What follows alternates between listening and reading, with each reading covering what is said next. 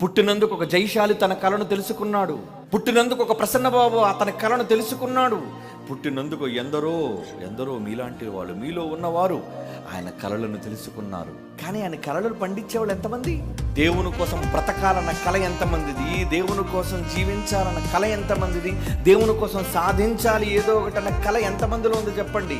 నిజానికి ఆదిలోని జనమందరినీ తన కోసమే నియమించుకున్నప్పుడు మీలో ఒక్కొక్కరి కోసం ఎన్నో కళ్ళు కన్నాడు.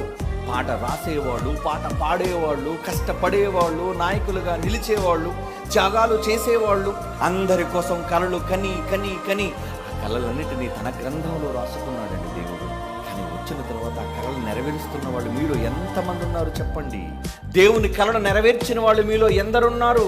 ఈ రోజు కానీ ఆలోచిస్తున్నారు, ఏమండి దేవుడు నా కోసం ఏం కళ కన్నాడు?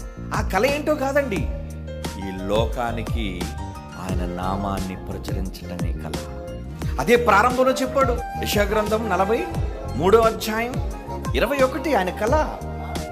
నా నిమిత్తం నేను నిర్మించుకున్న జనులు నా స్తోత్రమును ప్రచురపరుచుదురు. పాట ద్వారా ప్రచురపరుస్తావా? మాట ద్వారా ప్రచురపరుస్తావా? నీ చేతుల కష్టం ద్వారా ప్రచురపరుస్తావా? నీ నడకల ద్వారా ప్రచురపరుస్తావా? ప్రచురపరచండి. నీకు జన్మనిచ్చిన నీ పరలోకపు తండ్రిని ప్రచురపరచటం ఆయన కావాలని కోరుకున్నాడు. అదే మీ అందరి మీద ఆయనకున్న కళ.